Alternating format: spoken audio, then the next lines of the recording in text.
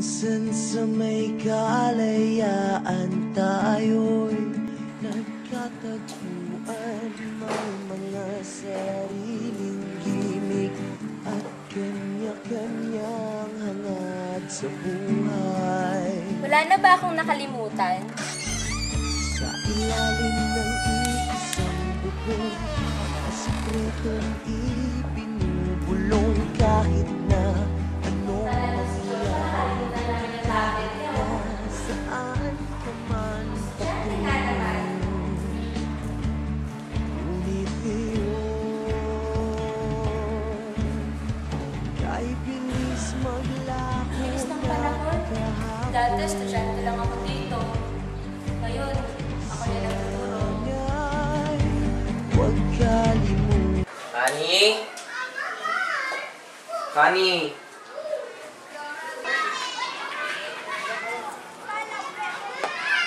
May iniisip ka na naman ba? Uka muna. Naaalala ko kasi, kwento ko sa yung best friend ko, si Josel. Oh. Iisip mo na naman siya. Naaalala ko lang kasi, di ba nangako kami sa isa't isa na walang iwanan. Tapos ngayon, hindi ko alam kung nasaan siya. Asan na kaya siya, Han? Nasa lahat tayo. Ating mga pinagsamahan. Kung sakaling kipitin ay laging iisipin na Best friends forever tayo ah. Yeah, BFFs.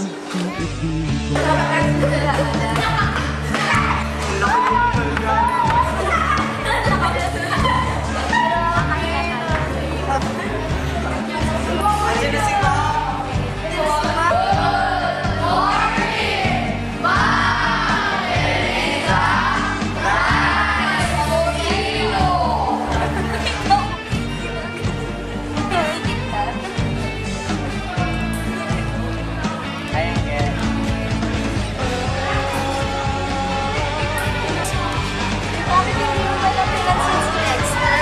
Ako, no? Gusto ka tanong. Hindi ayaw ko. Mag-aaral muna ako. Sa kanya yung mga lalaki-lalaki yan. minsan ay parang wala ng bukas.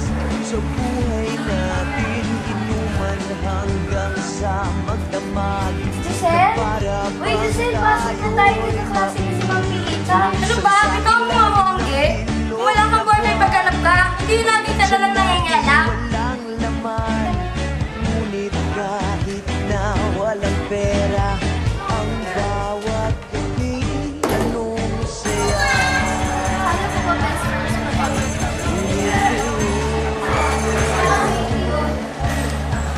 Ay bilis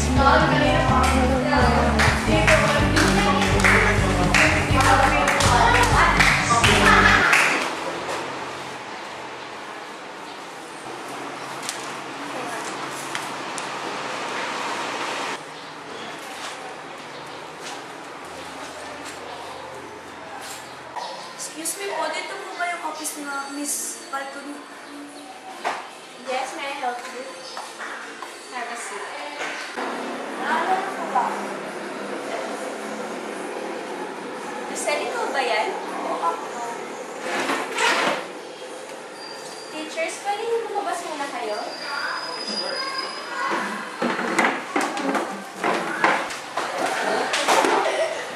Ano nangyari? Ba't ang tagal mong di nagpakita? Ano yung bag mo?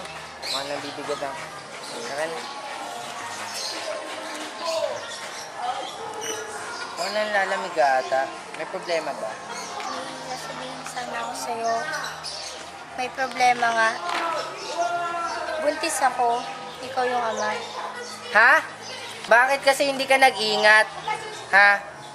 Ang totoo kasi, si Anggi ang mahal ko at pinipikot mo lang ako. Hindi ako tanga. Diyan ka na nga.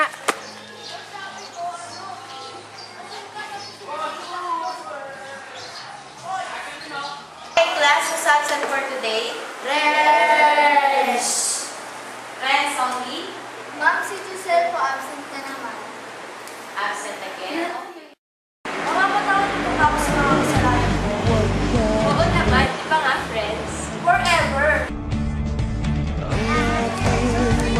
Kung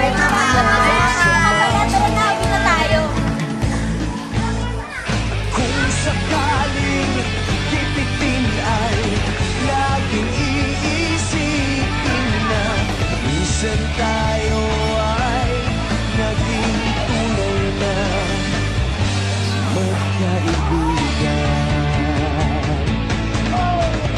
Minsan